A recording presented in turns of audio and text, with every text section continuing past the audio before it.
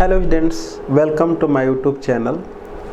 आज हम लोग मैक्सिमा मिनिमा के लेक्चर नंबर 6 में हैं। हम लोग लेक्चर नंबर 5 में क्वेश्चन नंबर 7 तक कर चुके हैं। उसके बाद आगे हम लोग को देखना है 8वां क्वेश्चन पढ़ते हैं, देखते हैं इसको। स्टेटमेंट है इसका, 20 सेंटीमीटर लंबे एक तार के 2 टुकड़े करके एक को वर्ग तथा दूसरे को वृत्त के रूप में मोड़ा जाता है। यदि उनसे बनी आकृतियों के क्षेत्रफलों का योगफल न्यूनतम है तो प्रत्येक टुकड़े की लंबाई ज्ञात कीजिए। मतलब एक सॉल्यूशन देखते हैं। मतलब ये कहा जा रहा है कि एक ये जो है कि 20 सेंटीमीटर लंबा ये टुकड़ा है, इसको कह दे रहे हैं कि यहाँ पर पॉइंट ए ले रहे हैं और यहाँ पर पॉइंट बी ले रहे हैं, और कह रहा है इसको 2 टुकड़े करके एक को वर्ग, यहाँ से इसको काट दिया गया है, तोड़ दिया गया है, ये सी। अब ये कहा जा रहा है कि एक टुकड़े को, ये जो है ये टुकड़े और ये टुकड़े, इन दोनों टुकड़ों में से एक टुकड़े को वर्ग तथा दूसरे को वृत्त के रूप में मोड़ा जाता है। मतलब कि सपोज कर लें कि अगर AC को हम मोड़ करके क्या बना दे रहे हैं, एक वर्ग बना दे रहे हैं ये, और ये जो दूसरा टुकड़ा हमारा BC है उसको क्या कर दे रहे हैं, ये इस सिरे से इस सिरे को ऐसे टच करा करके एक सर्कल के रूप में ड्रा कर दे रहे हैं, ऐसे ये बना दिया गया। तो कह रहा है यदि उनसे बनी आकृतियों के क्षेत्रफलों का योगफल क्या है, न्यूनतम। तो सब मिला जुला करके अगर हम इसकी एरिया निकाल दें और इसकी एरिया निकाल दें और दोनों के हम क्षेत्रफलों को जोड़ दें और जोड़ करके अगर उसको हम S कह दे रहे हैं तो उसी का हमको क्या करना है, डिफरेंशिएशन करना है, क्योंकि योगफल न्यूनतम की बात कर रहा है, जिसके उच्चिष्ट निमिष की बात करता है उसी का डिफरेंशिएशन किया जाता है। तो अब करना क्या है, हमको यहाँ पर लिखेंगे माना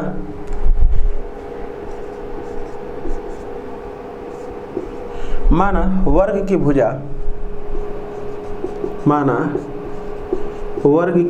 भुजा x सेंटीमीटर तथा वृत्त की त्रिज्या r सेंटीमीटर है, ये हम मान रहे हैं। अब उसके बाद लिख देंगे यहाँ पर, देखें फर्स्ट कंडीशन, फर्स्ट यहाँ पर लिखेंगे प्रश्नानुसार। ये कह रहा है कि जो 20 सेंटीमीटर लंबाई है उसमें से ये जो लेंथ है हमारी, ये वाली, वो क्या कह रहा है कि इसे एक वर्ग बनाया गया। तो इसका मतलब कि यहाँ से लेकर के यहाँ तक की जो लेंथ होगी वो यही लेंथ होगी, ये यानी कि 4x के इक्वल होगा AC। तो हो जाएगा प्रश्नानुसार ये जो 4x है, ये पूरा लेंथ कितना हो जाएगा, AC बराबर कितना हो जाएगा, 4x हो जाएगा। प्रश्नानुसार जो AC हो कितना के बराबर हो जाएगा, 4x के बराबर होगा। और ये जो है ये वो इस सर्कल की क्या है, परिधि है, और हम कह रहे हैं यहाँ पर BC बराबर कितना कह रहे हैं, परिधि। इसको ना हो तो हम y मान रहे हैं, तो कितना हो जाएगा, y हो जाएगा। तो ये हो जाएगा परिधि 2 पाई y, तो 2 पाई y हो जाएगा। अब उसका देखें प्रश्नानुसार ये हो जाएगा, इसलिए आचार्य दे रहे हैं कि चूँकि ये जो AC प्लस जो BC है वो कितना के बराबर है, 20 के बराबर है। टोटल वैल्यू कितना है, 20 के बराबर है। तो AC का मान हम लिख रहे हैं यहाँ पर 4x प्लस BC का मान है 2 पाई y बराबर कितना हो जाएगा, 20 के। थोड़ा सा इसको सॉल्व कर दे रहे हैं, 2 से काट ले रहे हैं, तो हो जाएगा 2x plus pi y equal to कितना हो जाएगा, 10। ये हमारा एक समीकरण आ गया। अब उसके बाद जिसके उच्चिष्ट निमिष की बात कर रहा है उसको निकाल दे रहे हैं। तो यहाँ पर लिख रहे हैं कि माना वर्ग तथा वृत्त के क्षेत्रफलों का योग, माना क्षेत्रफलों का योग कितना है, S है। तब S बराबर इसका क्षेत्रफल हो जाएगा x² और इसका क्षेत्रफल हो जाएगा पाई y का स्क्वायर। अब उसके बाद ये 2 वेरिएबल में, क्योंकि यहाँ पर x और y दोनों ही क्या है, वेरिएबल हैं, तो हमको 1 वेरिएबल में करने के लिए एक समीकरण हमारे पास ये है, एक समीकरण ये है, कोई एक वैल्यू निकाल दे रहे हैं। अगर हम यहाँ से निकालते हैं x का मान, तो निकाल दे रहे हैं, किसी का मान निकाल दे रहे हैं, तो x का मान कितना हो जाएगा, x बराबर हो जाएगा 10 माइनस पाई y बटे में कितना हो जाएगा, 2। तो x का मान यहाँ पर ला करके रख ले रहे हैं। इसको हम कह दिए समीकरण नंबर 1 और इसको कह दे रहे हैं 2। 1 तथा 2 से s बराबर कितना हो जाएगा, x का मान लिख रहे हैं 10 माइनस पाई y और बटे में 2 का स्क्वायर और प्लस पाई y का स्क्वायर। अब इसमें वन वेरिएबल हो गया बस y। अब इसका डिफरेंशिएशन कर दें क्योंकि इसी के उच्चष्ट निमिष्ट की हमको बात करनी है, तो यहाँ पर लिख देंगे differentiate with respect to y के सापेक्ष कर दे रहे हैं, तो कितना हो जाएगा ds बटे में dy इक्वल टू ये हो जाएगा 2 और 10 माइनस पाई y बटे में कितना ये 2 है।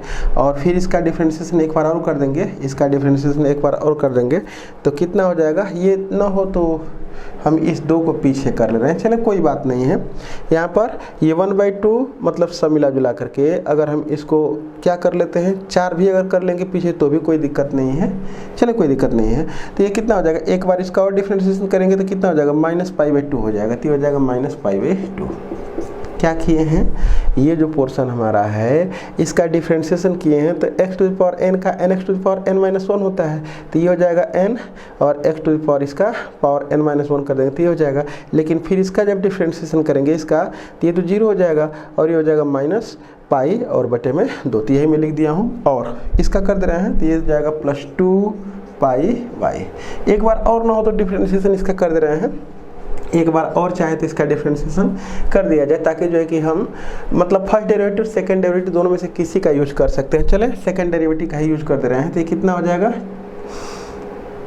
जाएगा ये d2s अपॉन dy का स्क्वायर इक्वल टू थोड़ा सा और इसको सॉल्व कर ले रहे हैं, ये कितना हो जाएगा, माइनस को लिख दे रहे हैं यहाँ पर π/2 ये, और यहाँ पर कितना हो जाएगा πy और माइनस कितना के 10 और प्लस ये हो जाएगा 2πy।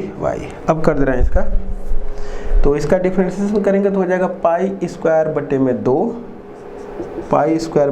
इसका हो जाएगा और इसका 0 और ये हो जाएगा +2π प्लस ये 2π।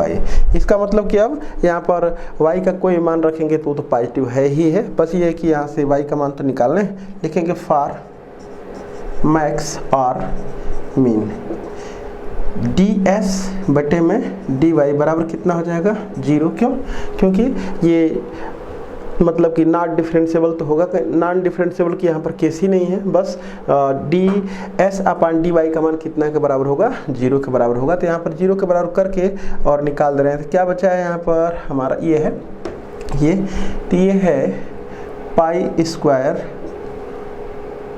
बटे में 2y और माइनस कितना -5π, ये 5π ये कट जाएगा, -5π और +2πy है बराबर कितना हो जाएगा 0। यहाँ से हम y को कॉमन कर ले रहे हैं, तो दिस इम्प्लाइड π² बटे में 2 ये और +2π हो जाएगा और यहाँ पर हो जाएगा कितना y, एक तो पाई तो इसमें से ख़त्म कर दे रहे हैं, पाई को ख़त्म कर लिया जाए तो कितना हो जाएगा ये पाई बटे में 2y -5 और ये हो जाएगा +2y बराबर कितना के 0। अब जो है कि हम इसको लिख दे रहे हैं, ना तो इधर का मिटा ले रहे हैं। अब हमको जो है कि इधर की कोई आवश्यकता नहीं है, इधर की आवश्यकता हमको अब कहीं नहीं दिख रही है, क्योंकि यहाँ से हम निकाल देंगे y का मान निकाल देंगे और y के मान पर तो धनात्मक आ रहा है, तो निमिष्ट तो है, निमिष्ट की हमको ज़रूरत है। और उसके बाद y का मान निकालने के बाद हमको x का भी मान चाहिए, तो यहाँ से हम x का मान निकाल देंगे। एक इसकी ज़रूरत है हमको, इस वाले समीकरण की ज़रूरत है और इस वाले की, बाकी सबको हम इरेज कर दे रहे हैं। चलें तो इसको हम यहाँ से y का मान निकाल लेते हैं, तो क्या हो जाएगा ये पाई y और +4y प्लस कितना हो जाएगा ये 4y और -10 इक्वल टू 0।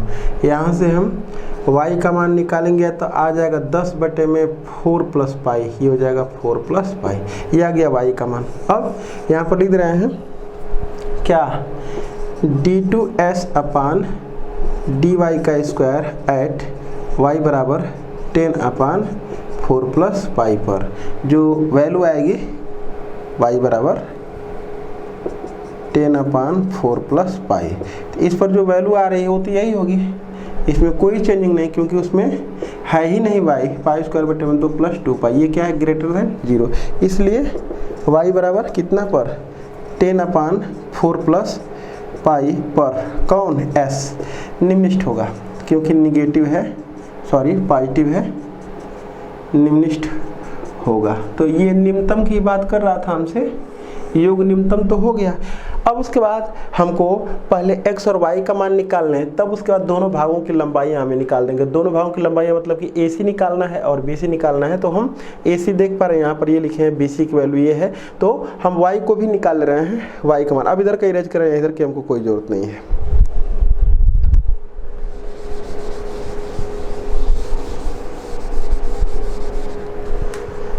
तो यहाँ से लिख देंगे, इसलिए x बराबर, तो x बराबर ये है 10 माइनस पाई, और y का मान है हमारा, y का मान ये है, y की वैल्यू है 9, तो इसको ऐसे लिख रहे हैं 5, ये हो जाएगा 5 और माइनस ये पाई बाई 2 और इंटू ये 5 हो जाएगा और पाई बाई 2 इंटू y का मान ये लिख दे रहे हैं, ये 10 बटे में 4 प्लस पाई, ठीक। और उसके बाद इसको अब सॉल्व कर दे रहे हैं, इसको अगर सॉल्व करें तो कितना हो जाएगा, ये 5 हो जाएगा और इसका इसमें गुणा कर लेंगे तो हो जाएगा 5 चौके 20 और प्लस 5 पाई हो जाएगा और माइनस ये 5 पाई हो जाएगा और बटे में 4 प्लस कितना हो जाएगा, पाई हो जाएगा। ये वाला पोर्शन इससे कट जाएगा तो 20 बटे में कितना हो जाएगा, ये 4 प्लस पाई हो जाएगा। अब उसके बाद हम निकाल दे रहे हैं, इसलिए AC बराबर, ये AC बराबर कितना है, 4x है, और x का मान अभी हम निकाले हैं, ये दिखाई दे रहा है, तो कितना हो जाएगा, ये 4x है, यही है ना AC का मान, यही दोनों भाग हमको बताना है। तो ये 4 और गुणे ये 20 बटे में कितना हो जाएगा, 4 प्लस पाई हो जाएगा, यही बताना था ना हमको। तो प्रत्येक टुकड़े की लंबाई ज्ञात कीजिए, तो AC बताना है, तो यही तो हो जाएगा हमारा 80 बटे में कितना हो जाएगा, ये 4 प्लस पाई हो जाएगा। और AC के बाद क्या निकाल रहे हैं, BC निकाल रहे हैं। तो BC बराबर है 2 पाई y, तो 2 पाई y, और y की वैल्यू है जो वो रख दे रहा हूँ मैं, y का मान ये है, तो ये कितना है, ये है 10, लिख दे रहे हैं 2 पाई 10 बटे में कितना है, 4 प्लस पाई है, तो यहाँ से कितना आ जाएगा 20 और पाई बटे में 4 प्लस पाई, तो यहाँ पर लिख देंगे। अतः तार के दोनों टुकड़ों की लंबाइयाँ, एक हो जाएगा 80 बटे में 4 प्लस पाई सेंटीमीटर और एक हो जाएगा 20 पाई बटे में 4 प्लस पाई सेंटीमीटर, ये दोनों हमारे आंसर हो जाएंगे। आगे बढ़ते हैं, चलिए क्वेश्चन नंबर 9 देखते हैं, स्टेटमेंट पढ़ते हैं। एल्यूमिनियम की 3 मीटर गुणे, यहाँ पर सॉल्यूशन भी लिख लेते हैं ताकि साथ साथ जो करना होगा उसको करते हुए चलेंगे। एल्यूमिनियम की 3 मीटर गुणे 8 मीटर आयताकार चादर के, तो एक मैं आयताकार चादर बना लूं,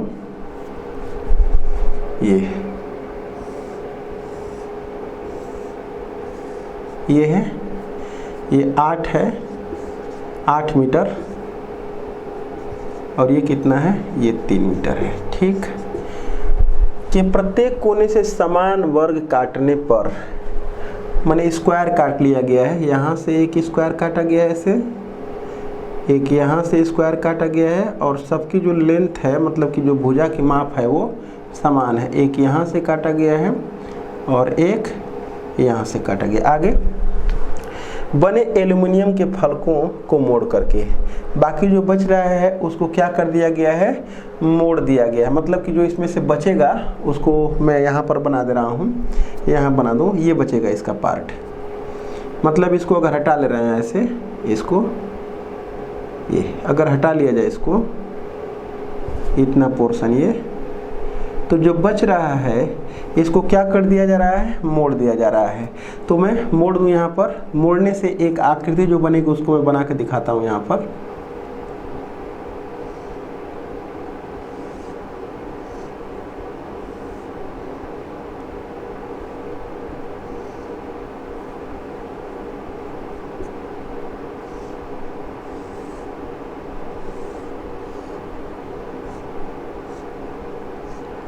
जब इसको मोड़ देंगे हम, इसको जब मोड़ देंगे, जैसे ये वाला कवर है, ये वाला,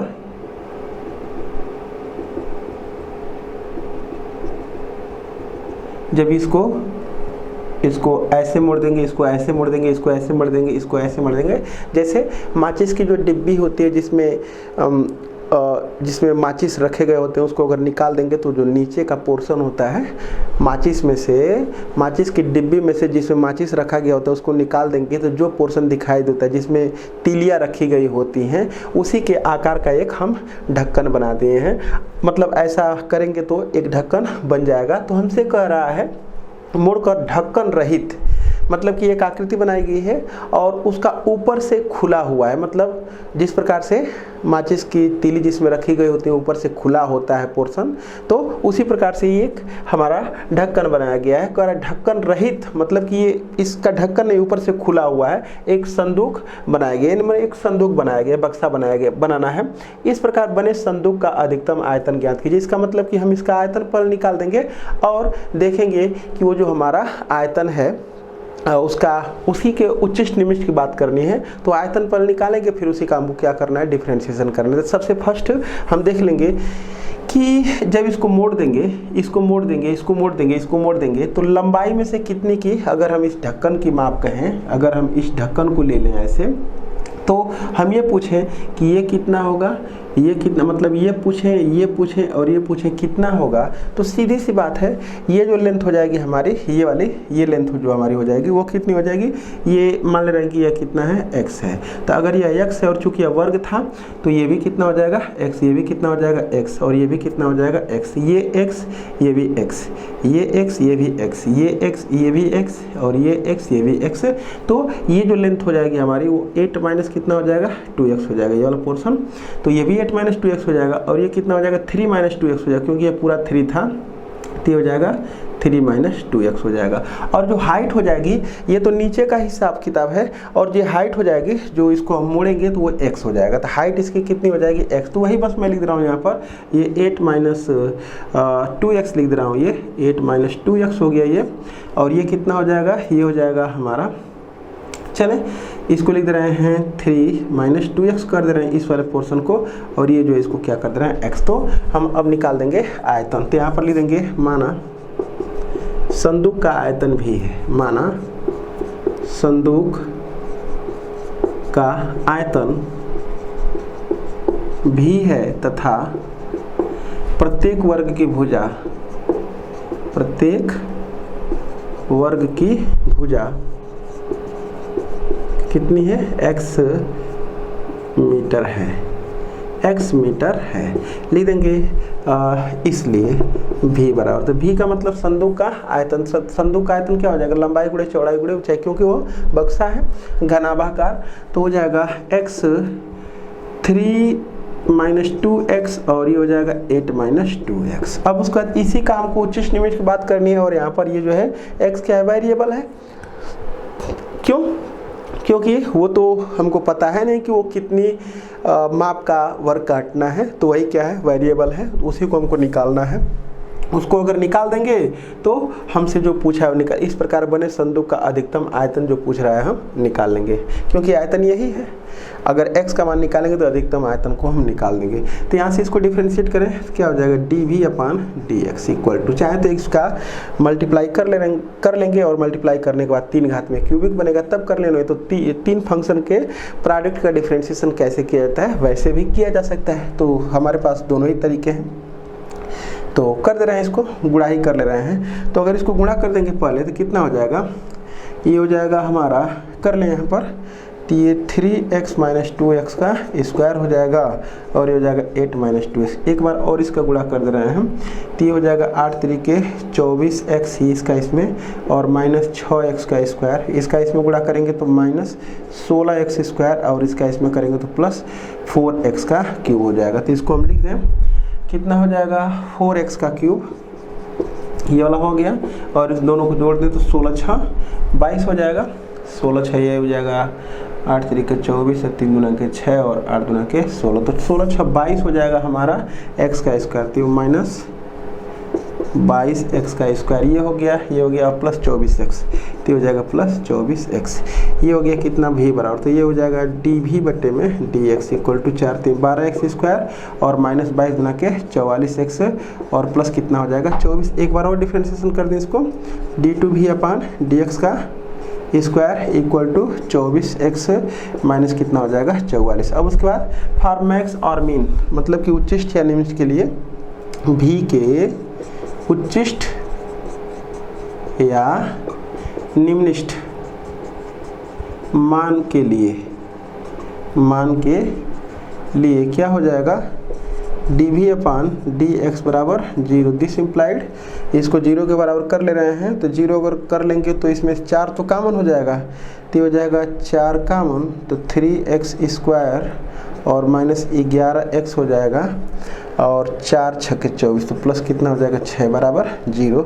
थोड़ा सा इसको सॉल्व कर दे रहे हैं, तो ये हो जाएगा हमारा 6 3 18 और 9 दूना के 18, यानी कि 3x square minus 9x minus 2x plus कितना 6 बराबर 0। अब उसके बाद इसमें से हम 3x को बाहर कर लेते हैं, तो 3x को जब बाहर कर लेंगे तो x माइनस कितना हो जाएगा 3 और माइनस 2 को बाहर कर लेंगे तो x माइनस कितना हो जाएगा 3 बराबर 0। तो यहाँ से आ जाएगा x माइनस 3 और 3x माइनस कितना 2 बराबर 0। तो x बराबर कितना आ जाएगा 3 और ये आ जाएगा 2 बटे में 3। तो x के दो मान आ रहे हैं, एक आ रहा है 3 और एक आ रहा है 2 बटे 3। तो देख लेते हैं कि जो हमारे पास ये भुजाएँ आ रही हैं, जो ये घनाभाकार जो बना है संदूक, उसकी जो बीमाएं आई हैं x है, ये है, तो देख लेते हैं इसमें से किसी x के मान पर निगेटिव बस नहीं आना चाहिए। तो x का मान अगर 3 ले लेंगे तो 3 गुना के 6 निगेटिव हो जा रहा है, इसका मतलब कि ये क्या हो जाएगा खत्म हो जाएगा। तो बस x का मान 2 बटे 3 ही होगा, 2 बटे 3 सब में रख करके देखने पॉजिटिव ही आएगा, तो ये क्या हो जाएगा अमान्य हो जाएगा। अब उसके बाद हम इस सेकेंड डेरिवेटिव में रख दे रहे हैं, इसको लिख देंगे d2v और अपान dx का स्क्वायर ऐट कितना पर x बराबर 2 बटे 3 पर, तो 2 बटे 3 इसमें रख करके देख ले रहे हैं, तो हो जाएगा 24 और गुणे 2 बटे 3 और माइनस कितना है ये 44 है, इसको काट लेंगे तो 8 8 दूना के 16 और 16 जो है कि 44 में से घटा देंगे, तो 44 में से 16 घटा दे रहे हैं, तो ये हो जाएगा 14 में से 6 जाएगा 8 और 4 में से 3 में से जाएगा 2 हो जाएगा और ये भी कितना हो जाएगा निगेटिव हो जाएगा। तो निगेटिव का मतलब कि कह देंगे कि इसलिए x बराबर 2 बटे 3 पर आयतन क्या होगा उच्चिष्ट होगा, और हमको अधिकतम आयतन की ही बात करनी है। अच्छा, आयतन तो उच्चिष्ट आ गया, लेकिन हमको उच्चिष्ट आयतन बताना है, तो इधर का हम मिटा लें, इधर का काम खत्म है। अतः x बराबर 2 बटे 3 पर आयतन क्या है अधिकतम है, इसलिए अधिकतम आयतन को निकालने, तो अधिकतम आयतन हमारा क्या था v बराबर था x into 3 minus 2x into 8 minus 2x, बस वैल्यू को रख दे रहे हैं। x का मान कितना है 2 बटे 3 और 3 माइनस 2 गुणे 2 बटे 3 और ये हो जाएगा 8 माइनस 2 बटे 2 गुणे 2 बटे 3। थोड़ा सा इसको सॉल्व कर दें, 2 बटे में 3 और ये हो जाएगा 3 3 के 9, 9 में से 4 जाएगा 5 बटे में 3 और ये हो जाएगा 8 3 के 24 20 बटे में 3। थोड़ा सा इसको गुणा कर ले रहे हैं हम, तो हो जाएगा 5 दूना के 10 10 20 दाम में ये 200 हो जाएगा और बटे में 3 3 के 9 3 के 27 क्या हो जाएगा मीटर का क्यूब, यही हमारा आंसर हो जाएगा। आगे देखते हैं क्वेश्चन नंबर 10।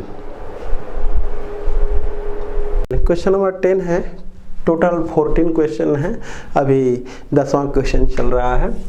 क्या है सिद्ध कीजिए कि वृत्त में अधिकतम क्षेत्रफल वाला अंतः त्रिभुज समबाहु होता है। तो सबसे बड़ी बात यह है कि वृत्त में हमको एक बनाना है त्रिभुज और उसको सिद्ध करना है कि वह क्या है समबाहु। तो कभी भी अगर किसी आकृति के अंतर्गत कोई आकृति होती है तो वो आकृति के सभी सिरे उस पर बाहरी आकृति पर होने चाहिए। तो ये हमारा एक वृत्त है ये, और वृत्त के अंतर्गत एक त्रिभुज बनाया गया है और उसको हमें क्या सिद्ध करना है कि वो समबाहु है, लेकिन उसका क्षेत्रफल कह रहा है कि अधिकतम होना चाहिए। तो सबसे पहले हम कि ये जो ट्राइंगल है इसका पहले मैं एक बेस तो खींच लूँ, ये ए लिख दे रहे हैं, ये बी लिख रहे हैं, ये सी लिख रहे हैं, ये बी सी एक बेस पहले मैं खींच दूँ, ये हो गया बी और ये सी।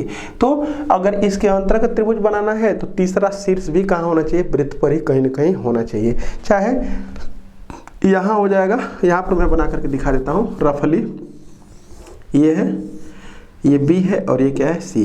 तो हो सकता है कि ए यहाँ पर हो जाए तो ट्राइंगल हमारा ये बनेगा, ये हो सकता है कि ए यहाँ पर हो जाए तो ट्राइंगल हमारा ये बनेगा, हो सकता है कि ए यहाँ पर हो जाए तो ट्राइंगल हमारा ये बनेगा, ये ये कंडीशन से सब त्रिभुज बनने के। लेकिन मैक्सिमम एरिया वाला अगर हमको ट्राइंगल चाहिए, अगर अधिकतम एरिया वाला, क्योंकि जैसे जैसे जो है कि ए को इस बी सी जो रेखाखंड है उसके करीब लाते जाएंगे इस ए को, तो क्षेत्रफल क्या होता जाएगा, कम होता जाएगा, क्षेत्रफल कम होता जाएगा।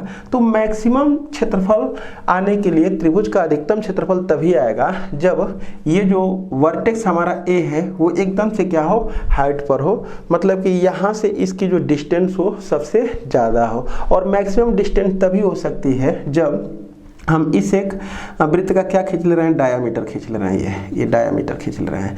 और डायामीटर का अगर ये वाला सिरा जो है कि हो जाए ए, तो इस त्रिभुज का क्षेत्रफल क्या होगा, मैक्सिमम, इससे ज़्यादा क्षेत्रफल हमको नहीं मिल सकता है किसी भी त्रिभुज का वृत्त के अंतर्गत।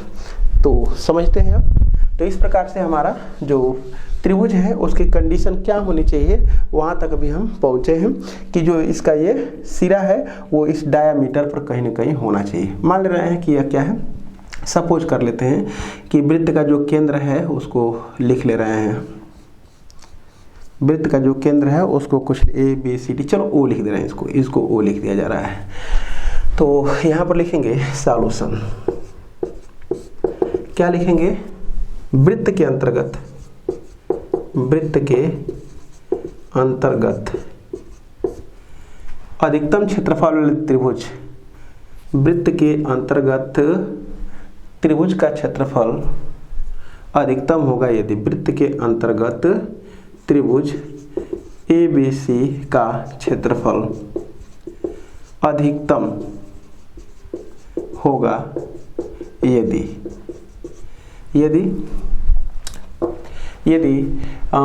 त्रिभुज का सिरा बी, त्रिभुज ए बी सी का सिरा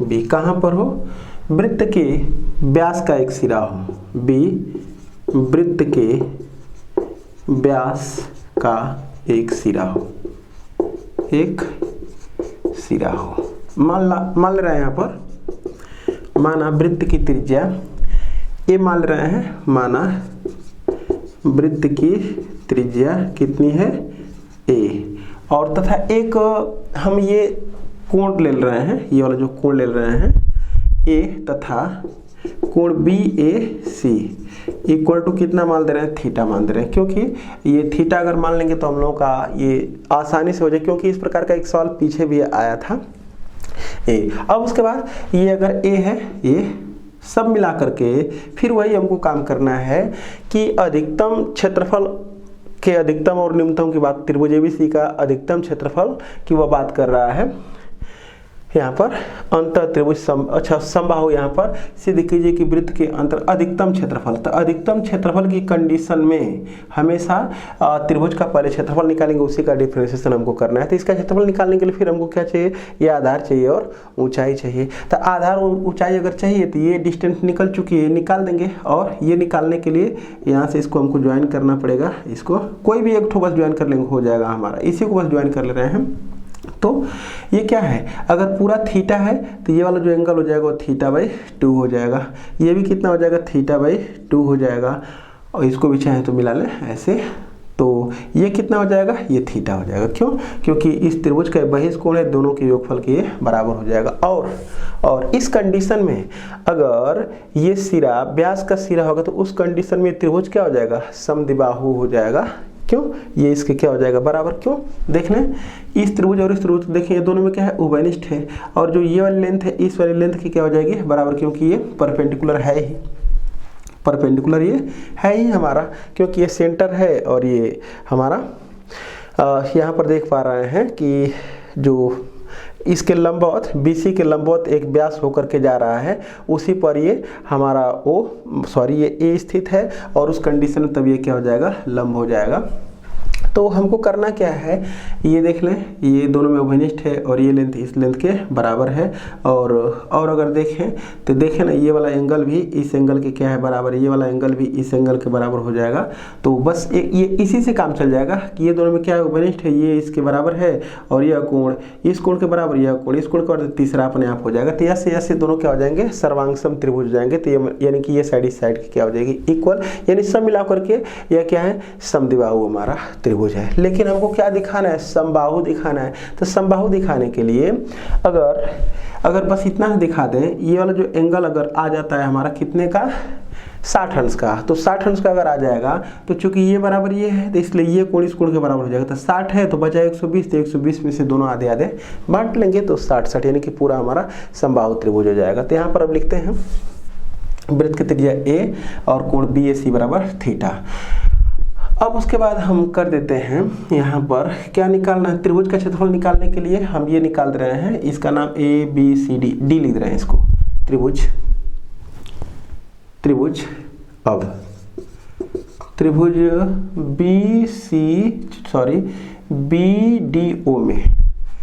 BDO में क्या लिख रहे हैं यहाँ पर, साइन थीटा बराबर, तो साइन थीटा बराबर कितना हो गया, लंब बटे में कर्ण हो जाएगा ये, तो यानी कि BD और बटे में कोण कितना है, A। दिस इम्प्लाइड BD बराबर हो जाएगा A साइन थीटा। BD निकल गया, इसलिए BC बराबर हो जाएगा 2BD, 2 इंटू BD, और BD का मान है A, तो 2A साइन थीटा। BC का मान निकल गया।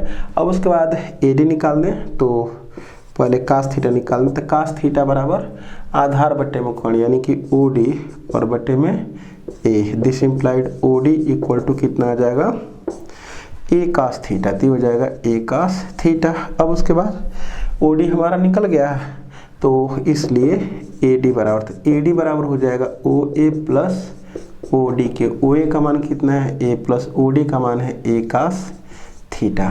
अब ये हम निकल गया, इसलिए त्रिभुज का क्षेत्रफल, इसलिए त्रिभुज ABC का क्षेत्रफल, डेल्टा से इसको डिनोट कर दे रहे हैं। क्षेत्रफल डेल्टा इक्वल टू कितना हो जाएगा, 1/2 गुणे BC और गुणे AD, वैल्यू पुट कर दे रहे हैं यहाँ पर।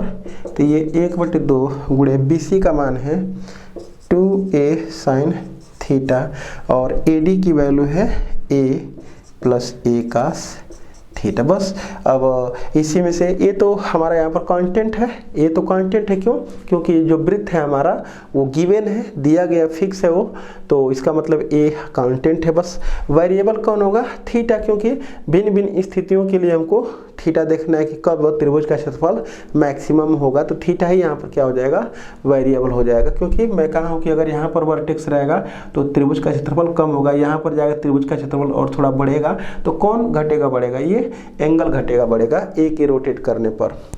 तो ये हो गया, हम डिफ्रेंशिएट इसका करेंगे थीटा के रिस्पेक्ट में, तो थोड़ा सा पहले हम इसको अंदर मल्टीप्लाई कर लें, तो क्या हो जाएगा, ये डेल्टा बराबर ए को तो बाहर कर लें तो हो जाएगा ए स्क्वायर ये, और ये हो जाएगा साइन थीटा और plus sine theta cos theta, तो ये हो जाएगा हाफ साइन 2 थीटा। बस डिफ्रेंशिएट कर दें तो ये d delta upon d theta equal to A square, sine theta का हो जाएगा कास थीटा और प्लस हाफ साइन थीटा का फिर कास थीटा लिखेंगे ये, तो यानी कि कास 2 थीटा और ये इंटू 2, तो ये 2 से 2 कट जाएगा, कितना आया ए स्क्वायर ये कास थीटा और प्लस ये कास 2 थीटा। एक बार और डिफरेंशिएट कर ले रहे हैं, इधर का मिटा लें क्योंकि हमको बस ज़रूरत है किसकी, थीटा की ज़रूरत है, और अधिकतम क्षेत्रफल दिखा करके थीटा निकाल देंगे। देखते हैं,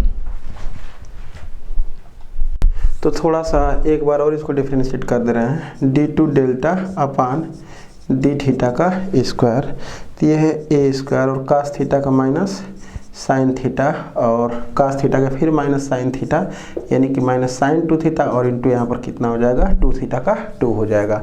लिख देंगे कि हाँ, क्षेत्रफल के उच्चिष्ट या निविष्ट मान के लिए डेल्टा के उच्चिष्ट या निम्निष्ट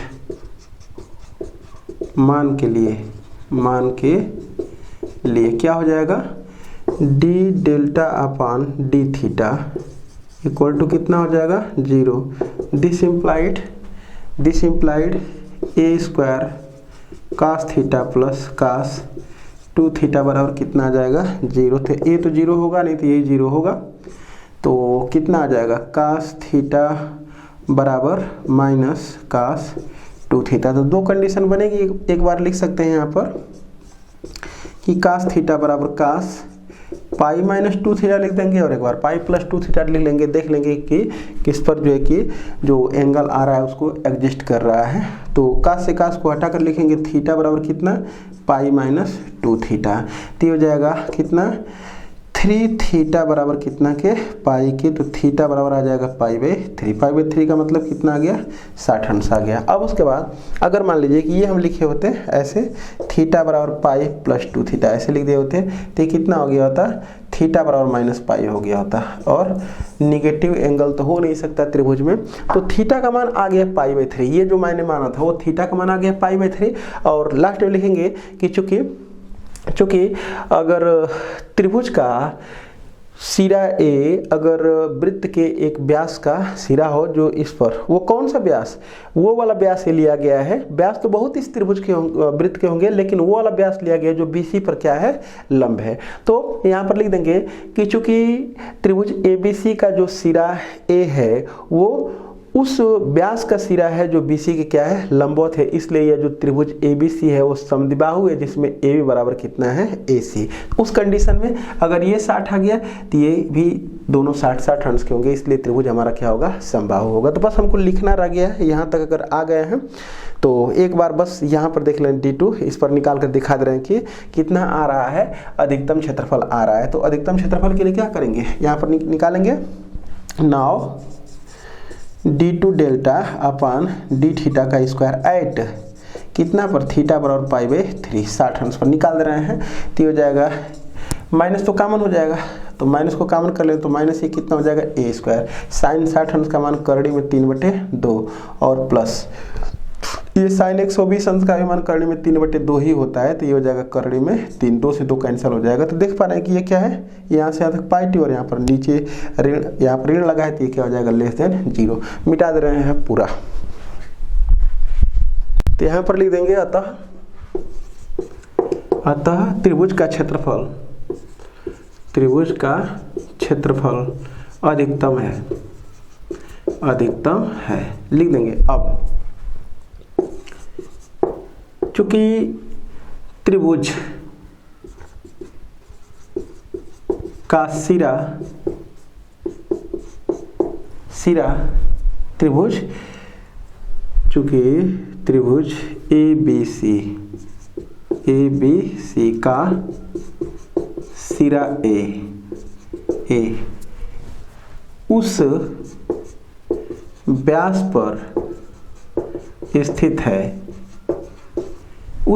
पर स्थित है जो BC के ए वृत्त के उस व्यास पर स्थित है जो BC के लंबवत है। इसलिए क्या हो जाएगा, ये अगर लंबवत है तो तुम देख पा रहे हो इस त्रिभुज को ले लें और इस त्रिभुज को ले लें तो ये इसके बराबर और ये दोनों में ओबेनिट ये कोण 90 अंश, तो ये इसके बराबर हो जाएगा। तो इसलिए क्या हो जाएगा AB बराबर कितना के AC के। अगर A बराबर AC हो जाएगा तो ये इम्प्लाई करेगा कोण B बराबर कोण C। और हम यहाँ पर जो थीटा निकाल चुके हैं कोण A निकाल चुके हैं यहाँ पर ये 60 अंश, ये थीटा A है ना कोण A है, तो कोण B बराबर कोण C। तो दिस इम्प्लाइड परंतु कोण A बराबर थीटा बराबर कितना आया है 60 अंश आया है। इसलिए इसलिए कोण B बराबर कोण C भी कितना आ जाएगा 60 दोनों आगे। क्यों? क्योंकि ये बराबर है। अब वो क्या करते हैं कि कोण A plus B plus C बराबर कितना कर देंगे 180, तो 180 करेंगे और A का मान रख देंगे 60 अंश और B को कुछ मान लेंगे x और C को भी मतलब कि अल्फा मान लेंगे, इसको भी अल्फा, तो अल्फा प्लस अल्फा 2 अल्फा, ऐसे इसको लगा देंगे कि अल्फा प्लस 60 इक्वल टू 180। ये भी अल्फा, ये भी अल्फा और ये 60, तो यहाँ से आ जाएगा 2 अल्फा बराबर 120, तो अल्फा बराबर कितना आ जाएगा 60। ये भी 60, ये भी 60 और ये का मान 60 है, तो लिख देंगे इसलिए त्रिभुज ABC क्या होगा समबाहु होगा। आगे बढ़ेंगे, प्रूफ यही हमको सिद्ध करना था।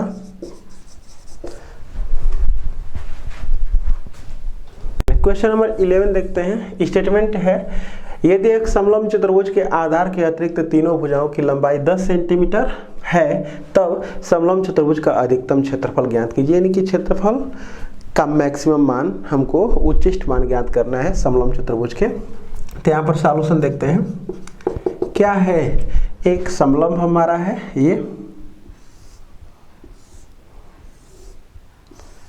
इसमें ये जो है वो बेस है और उसके अतिरिक्त कर रहा है तीनों भुजाओं की जो लेंथ है वो कितना है 10 सेंटीमीटर, 10 सेंटीमीटर और 10 सेंटीमीटर। ये सब 10-10 सेंटीमीटर है। ठीक, तो एक काम कर लेते हैं, इसका नाम लिख रहे हैं ABCD और हम करते क्या है, इसका क्षेत्रफल निकालना है। तो हमको चाहिए हाइट, तो हाइट ये हो गई, यहाँ से भी लंब डाल दे रहे हैं, जरूरत जैसी होगी हम यूज कर लेंगे। ABCD इसको लिख रहे हैं E और इसको क्या लिख रहे हैं F। यहाँ पर लिख रहे हैं अगर इस डिस्टेंस को H मान रहे हैं और इस डिस्टेंस को कितना मान रहे हैं X मान रहे हैं, तो देख लें यहाँ पर इस त्रिभुज और इस त्रिभुज में ये कितना है 10, ये भी कितना है 10 और ये अगर H है तो ये भी कितना हो जाएगा H ही होगा। ये अगर 10 है तो ये 10 दिया है, ये H है तो ये है H और ये क्योंकि समांतर रेखाओं के बीच की दूरी हर जगह सेम होती है और ये वाला एंगल तो हम माने परपेंडिकुलर ड्रा किए हुए हैं, तो ये त्रिभुज और ये त्रिभुज दोनों क्या है सर्वांग सम है RHS प्रॉपर्टी से। तो ये अगर x है तो ये भी कितना हो जाएगा x हो जाएगा। और तुम यहाँ पर देख पा रहे हैं कि ये जो हमारा है वो तो आयत बन गया, तो ये 10 है तो कितना हो जाएगा 10 हो जाएगा। तो लिखेंगे यहाँ पर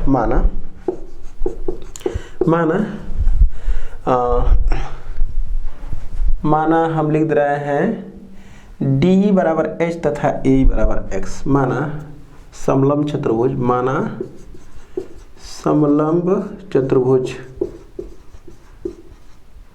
ABCD में जो DE है ऊंचाई, DE है वो बराबर H तथा जो AE है उसको मैंने क्या मान लिया X मान ले रहे हैं ये। ठीक, अब उसके बाद हमको लिखना है क्या क्षेत्रफल का अधिकतम मान चाहिए, तो हम लिख दे रहे हैं तथा क्षेत्रफल कितना है, क्षेत्रफल डेल्टा है, इसलिए डेल्टा बराबर कितना हो जाएगा 1/2 गुणे समांतर भुजाओं का योगफल, यानी कि 10 प्लस ये कितना हो जाएगा, ऐसे लिख रहे हैं पहले 1/2 गुणे ये हो जाएगा AB प्लस DC और गुणे हाइट वैल्यू रख दे रहे हैं, तो 1/2 गुणे AB का मान कितना है x प्लस 10 यानी कि 2x प्लस 10 और प्लस DC की वैल्यू कितनी है 10 और इंटू H बराबर इसमें से हो जाएगा हमारा 2x प्लस 20 हो जाएगा, तो x प्लस 10 इंटू H लिख रहे हैं। क्यों? क्योंकि यहाँ पर 2 को कॉमन करके काट लिए हैं, ये आ गया डेल्टा बराबर। तो इसमें दोनों वेरिएबल हैं, यहाँ पर x भी वेरिएबल है और h भी वेरिएबल हमारा है, तो एक तो वेरिएबल को इसमें से ख़त्म करना पड़ेगा और वो वेरिएबल ख़त्म कैसे होगा उसको देख ले रहे हैं, किसी एक फॉर्म में कर ले रहे हैं। ये देखें इस त्रिभुज लिख देंगे समीकरण नंबर ये 1। अब त्रिभुज AED में चाहे ADE में पाइथागोरस प्रमेय लागू कर दें, 10 का स्क्वायर तो x square plus h square बराबर 10 दाएं में 100। तो यहाँ से आ जाएगा हमारा कौन सा मान निकालने, देख लें यहाँ पर अगर हम h का मान निकाल दे रहे हैं तो भी कोई दिक्कत नहीं है और x का मान निकाल देंगे तो भी कोई दिक्कत नहीं है। तो लिख ले रहे हैं। चलें h का ही मान निकाल दें, तो h स्क्वायर बराबर कितना हो जाएगा 10 माइनस एक्स स्क्वायर। इसको मैं लिख दे रहा हूँ समीकरण नंबर 2। अब मैं बता दूं कि अगर हमको डेल्टा के उच्चिष्ट निविष्ट की बात करनी है, तो अगर डेल्टा स्क्वायर भी उच्चिष्ट आ जाता है तो उसका वर्गमूल भी क्या होगा उच्चिष्ट, क्योंकि अगर हम मान रहे हैं कि दो ठो उच्चिष्ट मान आ रहे हैं डेल्टा के, एक आ रहा है, एक उच्चिष्ट आ रहा है 10 और निविष्ट कितना आ रहा है 5 आ रहा है। ठीक है, तो उच्चिष्ट का वर्गमूल निकाल दें, निम्निष्ट का भी वर्गमूल, दोनों का वर्गमूल निकाल दें, तो इसका वर्गमूल आ जाएगा करणी में 10 और इसका आ जाएगा करणी में 5। तो भी देखें ये करणी में 10 बड़ा ही है करणी में 5 से, तो इसलिए हम डेल्टा के स्क्वायर का उच्चिष्ट मान अगर देख ले रहे हैं कि वो उच्चिष्ट अगर होगा तो डेल्टा भी क्या होगा उच्चिष्ट ही होगा। तो देख ले रहे हैं क्योंकि करणी वाला पोर्शन आता है तो हमेशा वर्ग करके सॉल्व कर लेते हैं तो थोड़ा आसानी हो जाती है।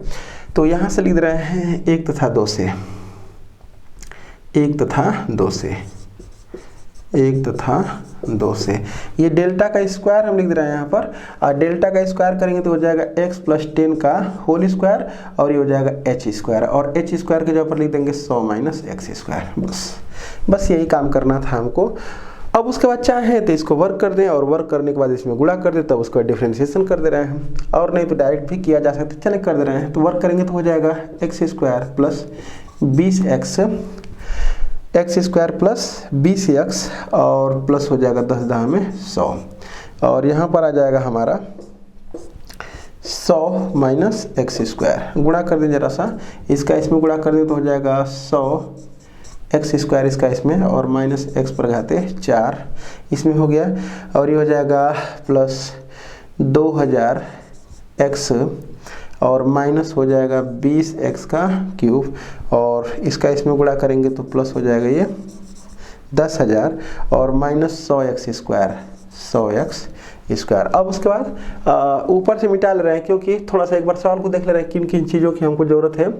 समलंब चतुर्भुज के आधार के अतिरिक्त तीनों भुजाओं की लंबाई 10 सेंटीमीटर है, तो चतुर्भुज का अधिकतम क्षेत्रफल ज्ञात कीजिए। तो बस ये क्षेत्रफल ये जो है ना यही हमको निकालना है, और उससे भी बेटर हम क्षेत्रफल ये वाला यहाँ पर लिख देते हैं डेल्टा बराबर हाफ, ये हाफ और x प्लस 10, और जो h की वैल्यू है वो h बराबर अंडर रूट लिख दे रहे हैं यहाँ पर, अंडर रूट कितना है 100 minus x square, 100 minus x square. तो बस हम इसको उसी को निकालना है, तो हम अब सबको मिटा ले रहे हैं और उसको छोड़े रह रहे हैं। देखते हैं, चलिए तो इसको डिफरेंशिएट करने से पहले थोड़ा सा हम इसको सही कर लेते हैं। तो सबसे बड़ी पावर इसमें ये है minus x to the power 4, उसके बाद 3 घात वाला पोर्शन यहाँ पर है तो माइनस 20x का क्यूब, माइनस 20x का क्यूब, और उसके बाद 2 घात वाला एक यहाँ पर है और एक यहाँ पर, 3 वाला पोर्शन तो इससे कट करके ख़त्म हो जाएगा। उसके बाद बचेगा 1 घात वाला पोर्शन, तो 1 घात वाला पोर्शन बस यहीं पर है तो प्लस 2000x हो जाएगा, 2000x हो जाएगा, और फिर उसका अचर टर्म बचेगा तो अचर टर्म है प्लस 10,000 बस।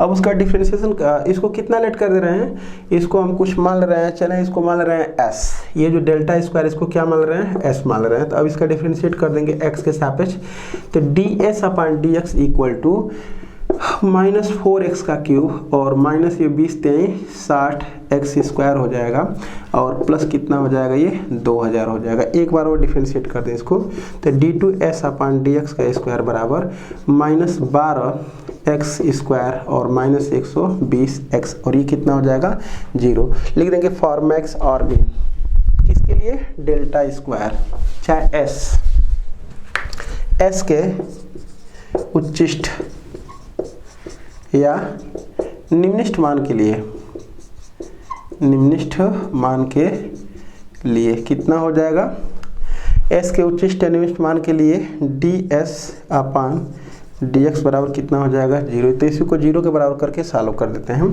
तो दिस इम्प्लाइड, इसमें से 4 तो कॉमन हो जाएगा, -4 को बाहर कर लेते हैं तो कितना हो जाएगा, ये -4 को बाहर कर लेते हैं तो कितना हो जाएगा -4, तो ये हो जाएगा x का क्यूब और प्लस 15 एक्स स्क्वायर और 4 × 5 = 20, तो ये हो जाएगा -500 और इक्वल टू कितना के 0 के। अब उसके बाद थोड़ा सा मैं एक काम कर लेता हूँ, ये हो जाएगा x³ प्लस 15x² और माइनस ये 500 इक्वल टू कितना हो जाएगा 0। अब देख लेते हैं कि 500 का हम क्या करें, दो फैक्टर कर ले रहे हैं, घटा करके कितना आ जाए 15 आ जाए, तो 25 और 20 अगर करते हैं तो 25 दूना के 50, ठीक है 500 तो हो जाएगा, लेकिन 50 दहा में 500, 500 100 25 500 नहीं होगा, थोड़ा सा मैं कैलकुलेट करके देख लेता हूँ।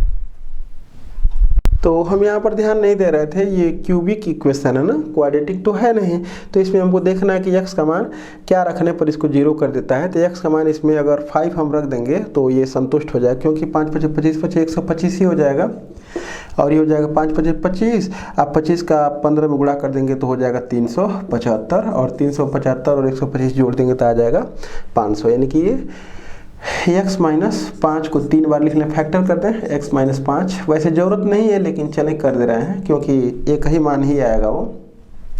तो यहाँ पर कितना हो जाएगा, x³ बनाने तो x² से गुणा कर दें तो हो जाएगा -5x²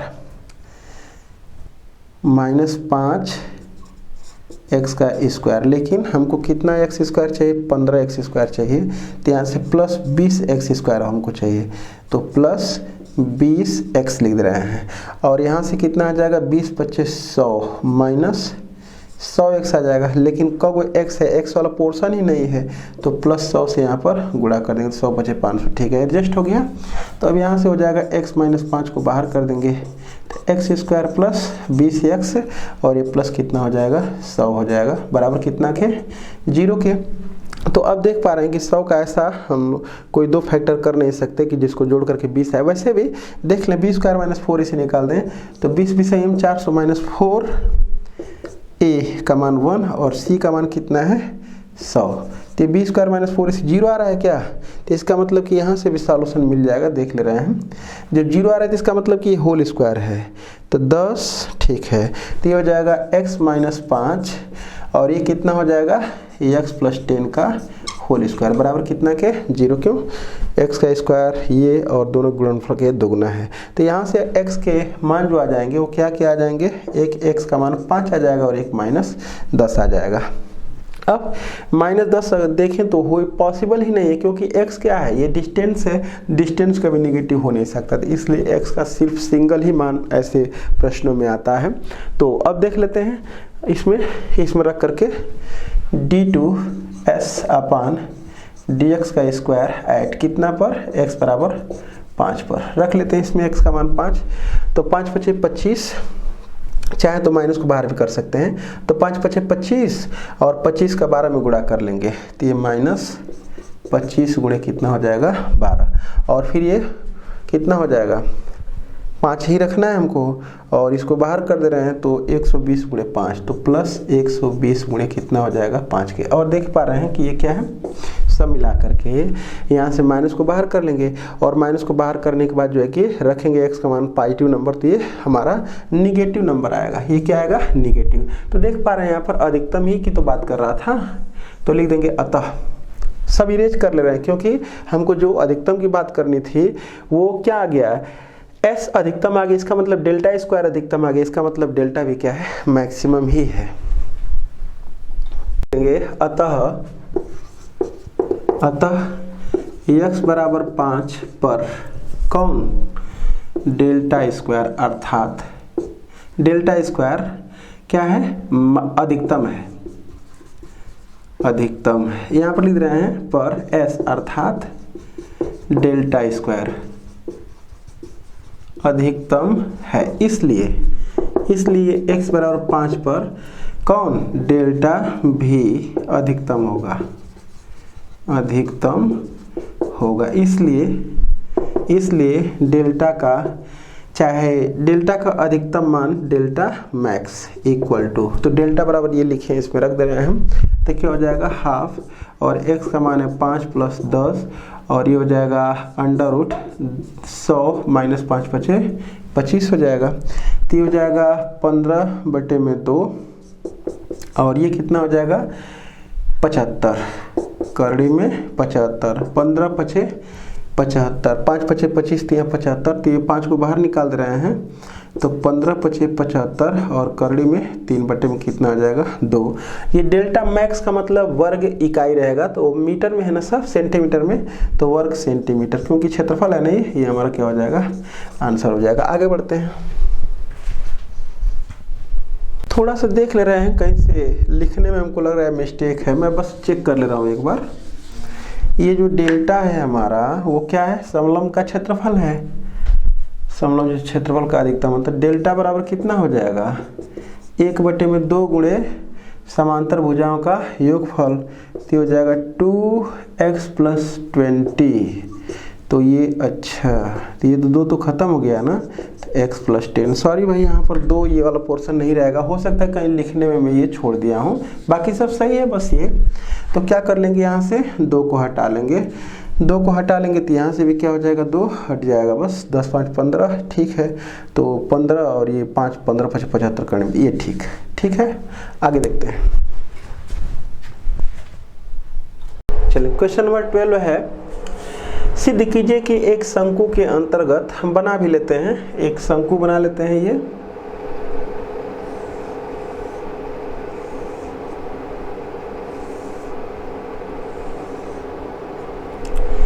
सिद्ध कीजिए कि एक शंकु के अंतर्गत महत्तम वक्रपृष्ठ वाले लंबवृत्तीय बेलन की त्रिज्या शंकु की त्रिज्या की आधी होती है। तो सबसे पहले तो हम एक इसके अंतर्गत एक लंबवृत्तीय बेलन बना लेते हैं, और उसका लंबवृत्तीय बेलन अगर बनेगा तो जो भी है उसके जो वृत्तीय सिरे हैं वो क्या करने चाहिए, इसको टच करने चाहिए, ऐसे ये टच, ठीक है। और इस कंडीशन में जब भी हम ये बनाएंगे सिलेंडर, जब भी बनाया जाएगा ये सिलेंडर, वो हमेशा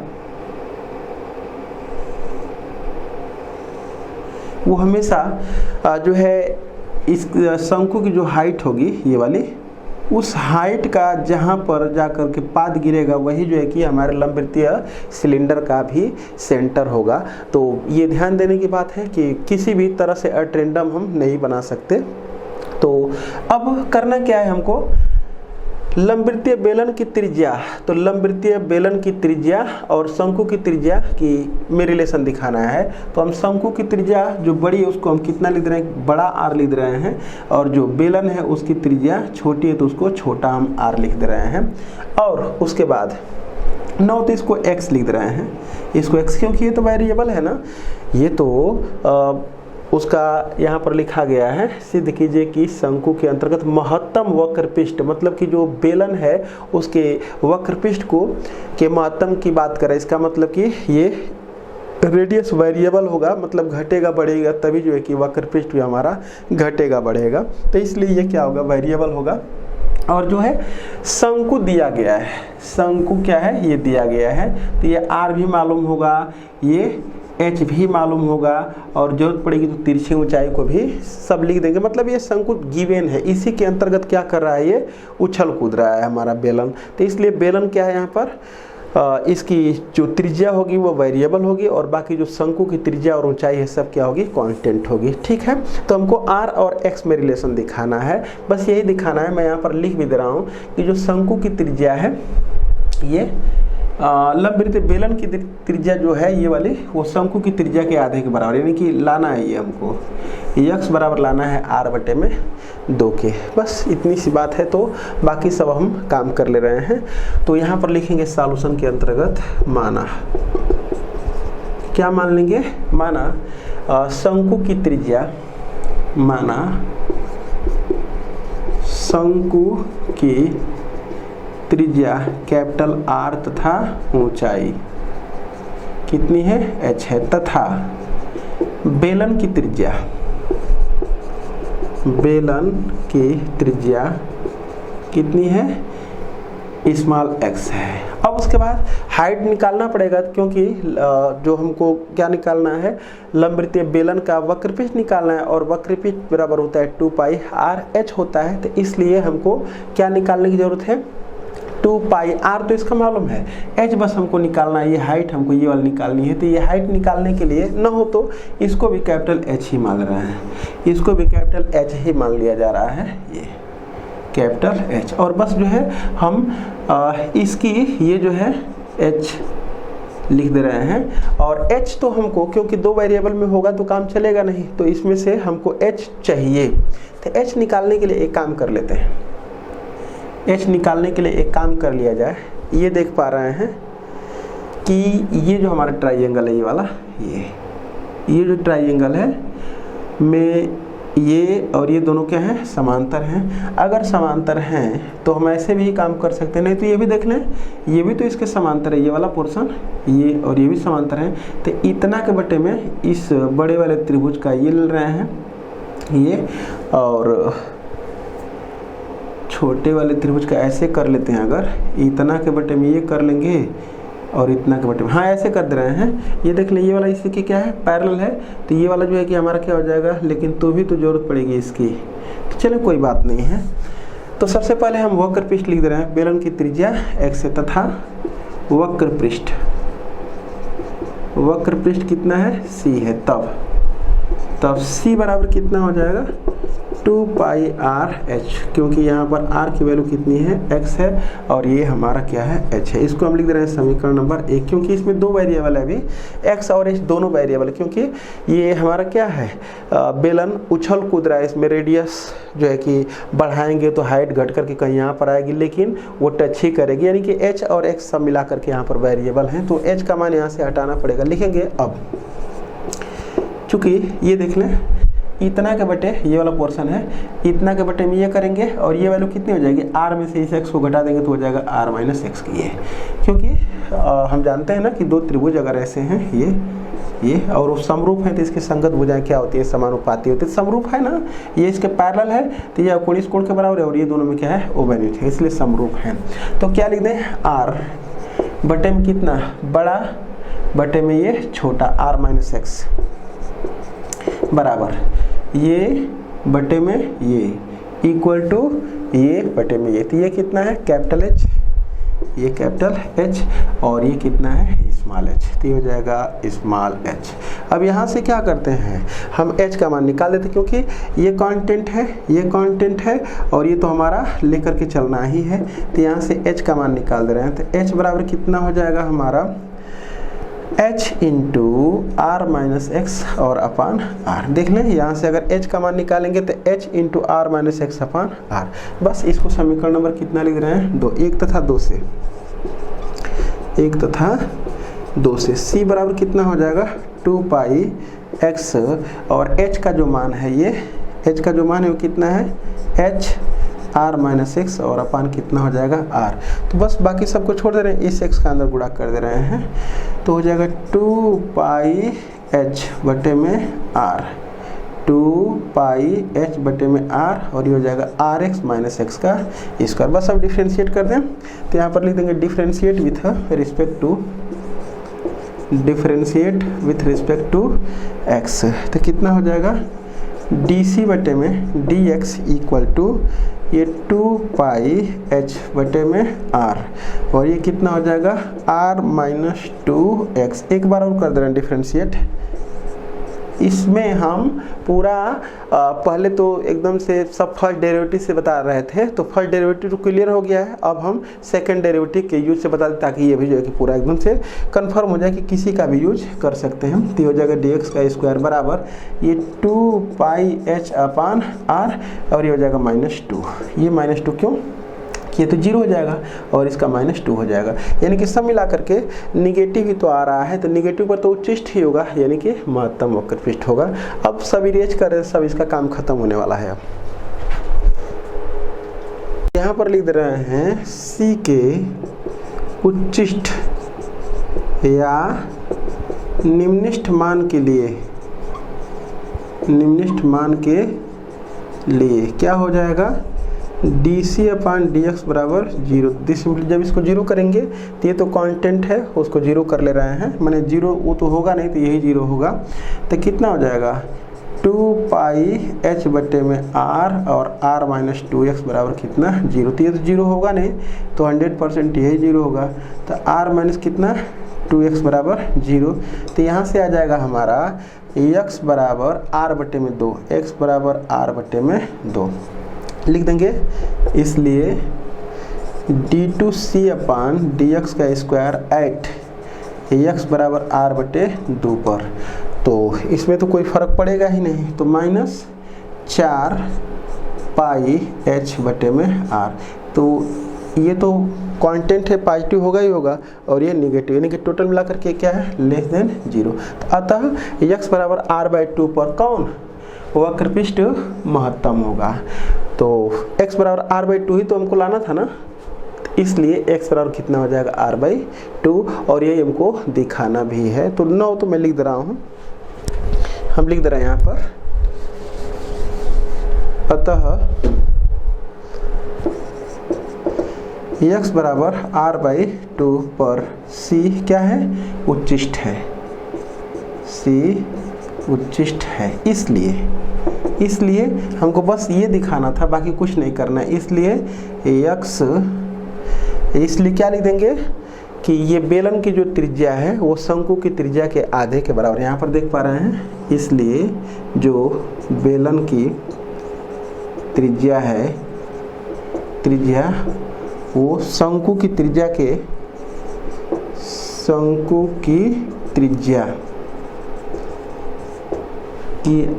के आधे के बराबर है, आधे के बराबर है। प्रूफ हमको सिद्ध करना था। आगे देखते हैं, चलिए क्वेश्चन नंबर 13 देखते हैं। एक निर्माता 5 - x/100 रुपये प्रति इकाई की दर से x इकाई बेच सकता है, यानी कि इसको नग भी मान सकते हैं। x नग जो है कि बेच रहा है, वो कह रहा है कि प्रति एक निर्माता इतना रुपये प्रति इकाई की दर से, माने एक इकाई का, एक नग का दाम इतना है, और उतना के हिसाब से x नग वो क्या कर ले रहा है, बेच ले रहा है। और x इकाइयों का उत्पाद मूल्य, मतलब जो टोटल वस्तुएं हैं उसका जो खरीदी मूल्य है वो कितना है, x/5 + 500 रुपया है। इकाइयों की वह संख्या ज्ञात कीजिए, मतलब x का मान बताना है जो उसे अधिकतम लाभ अर्जित करने के लिए बेचनी चाहिए। इसका मतलब कि लाभ का हमको उच्चिष्ट मान ज्ञात करना है, मतलब कि लाभ कब उच्चिष्ट होता है उसके लिए x का मान निकालना है। तो इसका मतलब कि लाभ देख ले रहे हैं कितना हो रहा है, उसी का डिफरेंशिएशन करना है। तो यहाँ पर लिख रहे हैं कि माना लाभ कितना है, p है, तब p बराबर कितना हो जाएगा, x इकाई का जो माने एक इकाई का विक्रय मूल्य इतना है, तो x इकाई का विक्रय मूल्य निकालने, तो x का इसमें गुणा कर दें, तो ये माने विक्रय मूल्य माइनस क्रय मूल्य बराबर लाभ होता है। तो x × 5 - x बटे में कितना हो जाएगा, 100 माइनस। अब पूरा x इकाइयों का टोटल, माने टोटल x इकाइयों का जो क्रय मूल्य वो इतना है, तो इसमें गुणा नहीं करना है x से, तो ये हो जाएगा x बटे में 5 प्लस कितना हो जाएगा, 500। बस इसको थोड़ा सा मल्टीप्लाई कर लेते हैं, तो ये हो जाएगा 5x - 5, ये हो जाएगा x बटे में 20 हो जाएगा, ये कितना हो जाएगा, सॉरी x² बटे में 100 हो जाएगा, 5x 100 और माइनस x² बटे में कितना हो जाएगा, 100 माइनस x बटे में 5 हो जाएगा, और प्लस हो जाएगा कितना के, 500 के, सॉरी माइनस।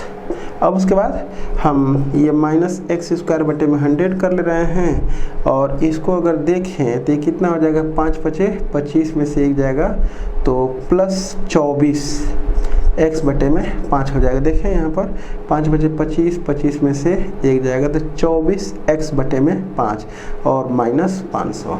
बस डिफ्रेंशिएट कर दें इसको, तो लिख देंगे dp बटे में dx इक्वल टू, ये कितना आ जाएगा, माइनस x बटे में 50 हो जाएगा, क्यों, क्योंकि 2x हो जाएगा तो इसलिए 50 हो जाएगा, और ये कितना हो जाएगा, प्लस 24 बटे में 5 हो जाएगा, और ये तो कितना हो जाएगा, 0। फॉर मैक्स और मीन के लिए निकाल दे रहे हैं हम, लिख देंगे उच्चिष्ट या निम्निष्ट के लिए p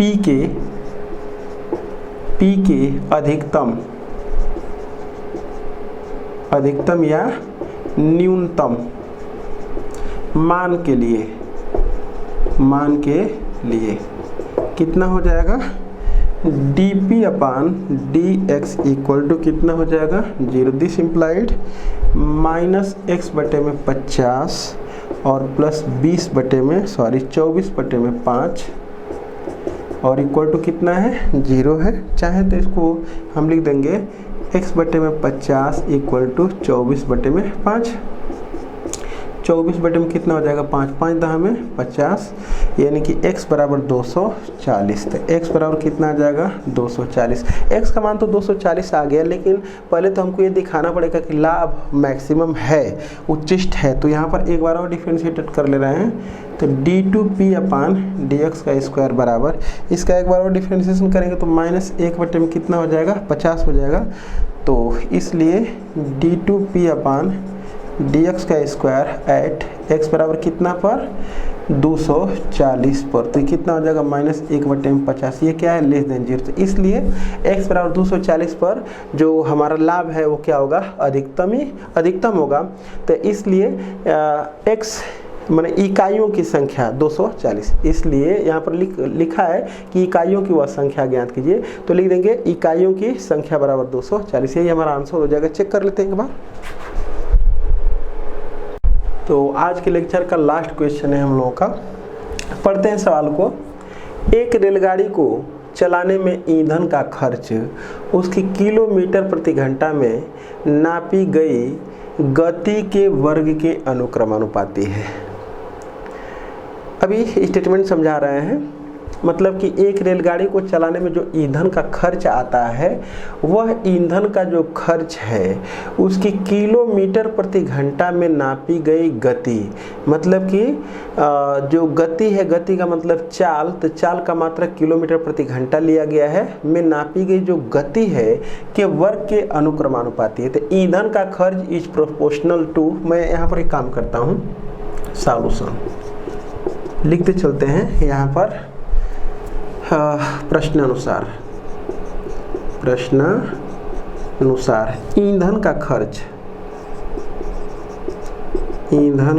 खर्च, और ये जो ईंधन का खर्च है इज प्रोपोर्शनल टू, थोड़ा सा कुछ लिखना होगा तो और लिख देंगे, इज प्रोपोर्शनल टू कितना हो जाएगा, ईंधन का खर्च उसकी किलोमीटर प्रति घंटा में नापी गई गति के वर्ग के अनुक्रमानुपाती है, तथा 16 किलोमीटर प्रति घंटा के वेग पर, तो मैं पहले ऐसे लिख रहा हूँ कि माना, ऐसे लिख रहा हूँ, माना रेलगाड़ी का वेग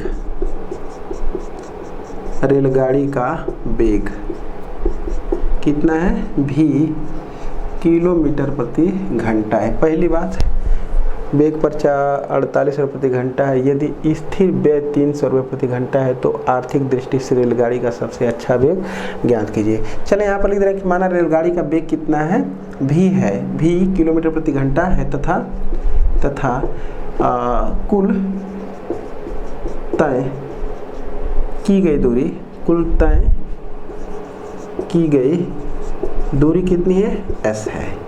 s मतलब ये एक डिस्टेंस है, इस डिस्टेंस को मैंने कितना मान लिया है, s है। इसी डिस्टेंस को रेलगाड़ी क्या करती है, v किलोमीटर प्रति घंटा की चाल से तय करती है। ठीक है। अब उसके बाद प्रश्नानुसार कह रहा है कि यहाँ पर एक चीज बस ईंधन को देख ले रहे हैं कि ईंधन किसमें है। यहाँ पर ये 16 किलोमीटर प्रति घंटा के वेग पर 48 रुपया प्रति घंटा है। तो इसका मतलब यहाँ पर लिख देंगे कि प्रश्नानुसार, माना प्रश्नानुसार, यहाँ पर लिख रहे हैं प्रश्नानुसार ईंधन का खर्च,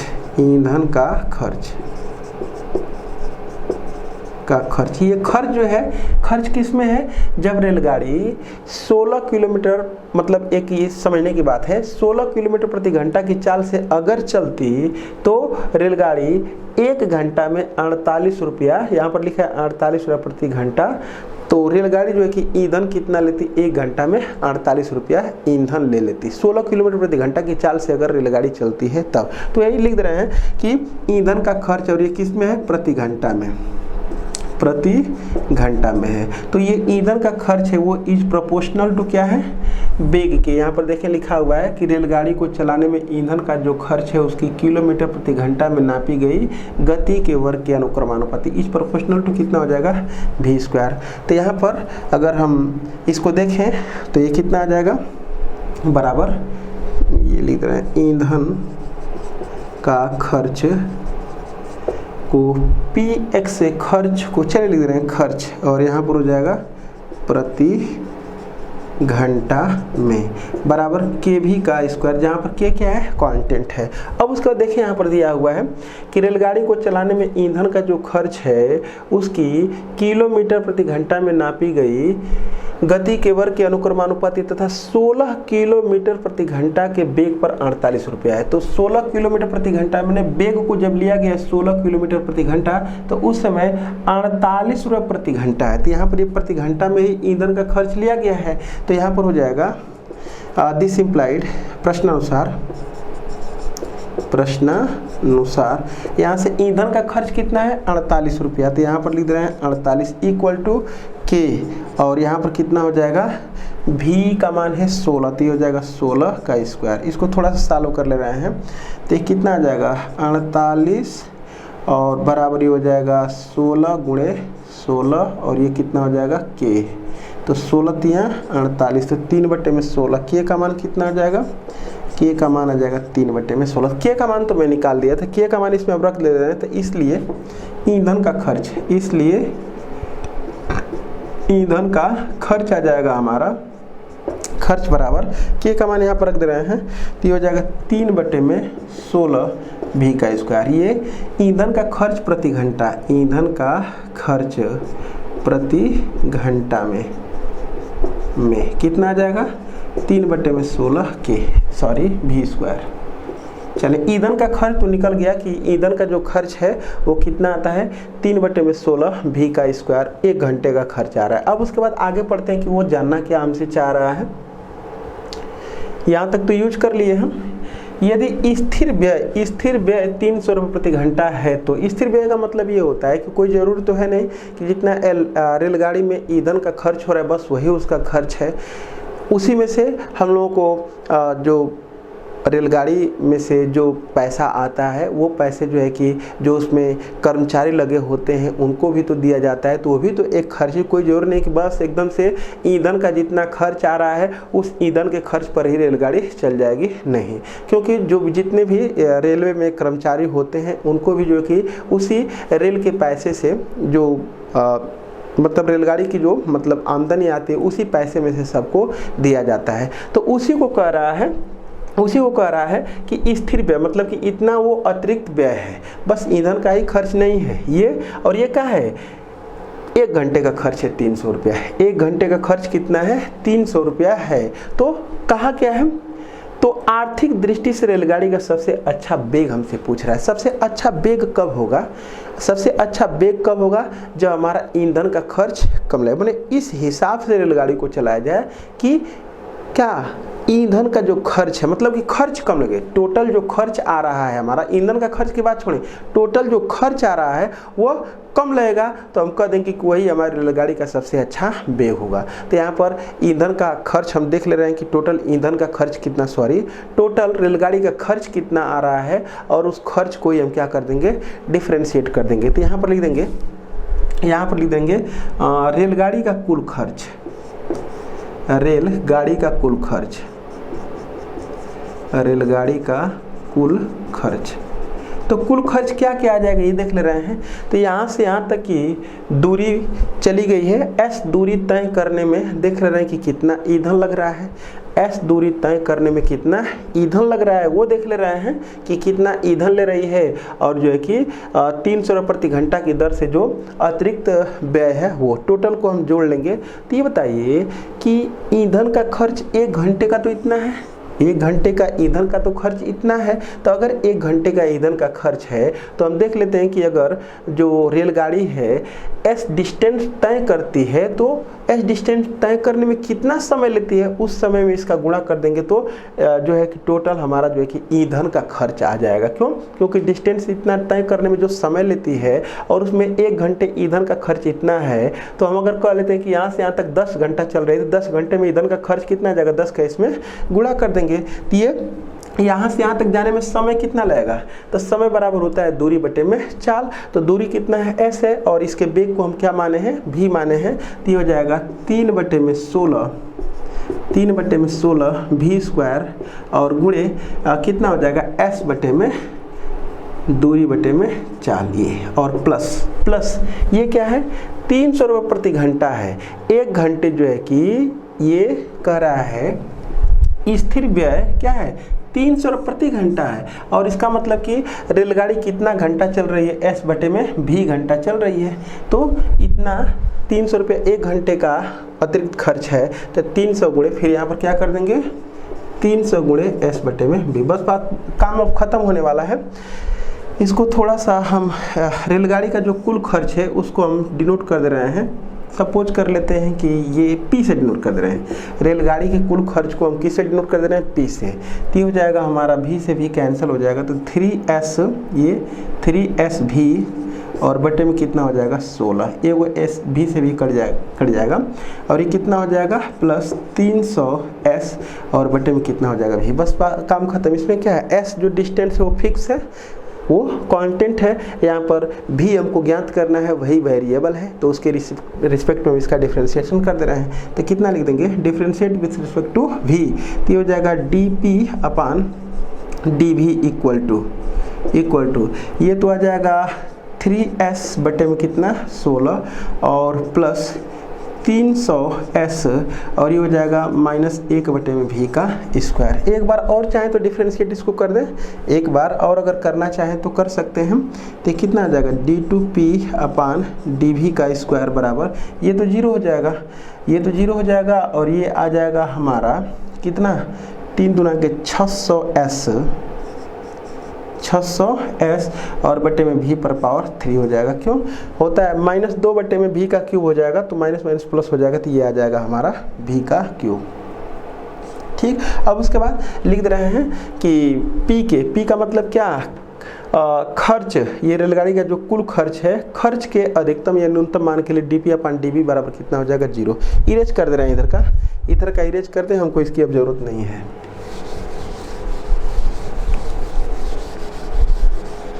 तो यहाँ पर लिख देंगे P के उच्चिष्ट या निम्निष्ठ मान के लिए, P के उच्चिष्ठ या निम्निष्ठ मान के लिए कितना हो जाएगा ये dp अपान dx बराबर 0, dp अपान dv है, ये dv बराबर 0। दिस इम्प्लाइड यही है ये।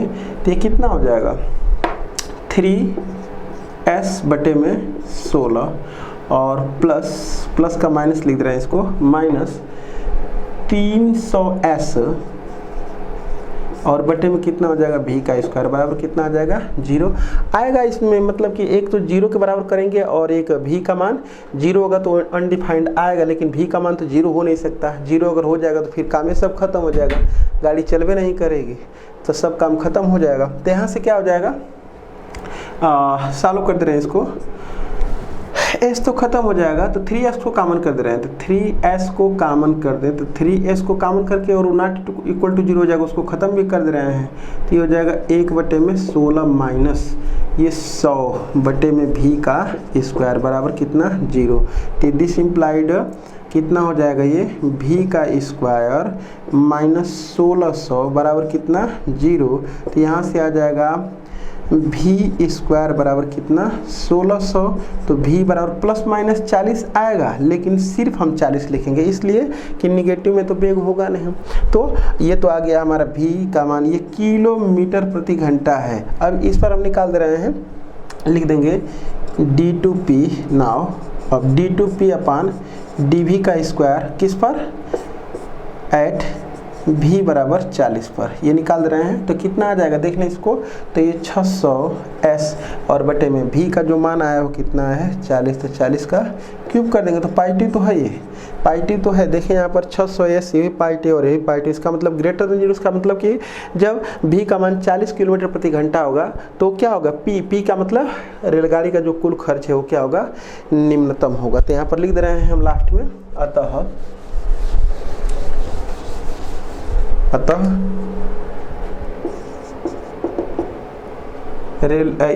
40 किलोमीटर, अतः 40 किलोमीटर प्रति घंटा की चाल पर रेलगाड़ी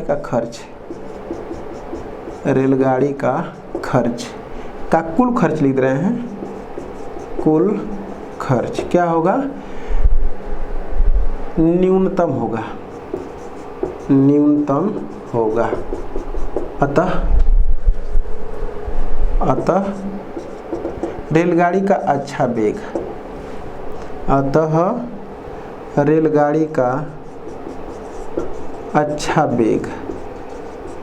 कितना हो जाएगा 40 किलोमीटर प्रति घंटा। तो इस प्रकार से यही हमारा क्या हो जाएगा आंसर हो जाएगा। तो इस प्रकार से जितने भी मैक्सिमा मिनिमा में पॉसिबल्स क्वेश्चंस हो सकते थे सारे क्वेश्चंस को मैंने बताने की कोशिश किया है। अब इसके बाद हम लोगों को जितना भी मैंने टॉपिक छोड़ा था उसको मैंने पूरा कर दिया है।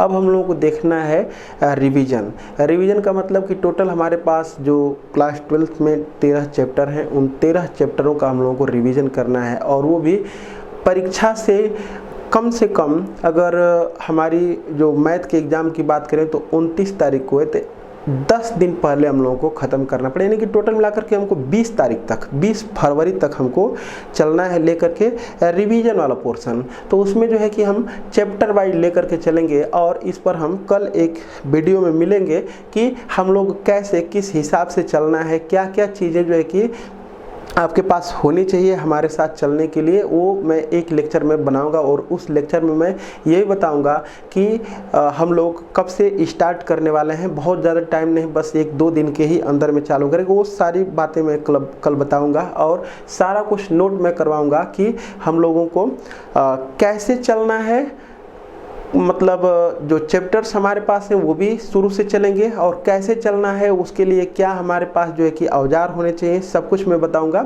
तो फिर हम लोग कल के वीडियो मिलते हैं। Thank you for watching.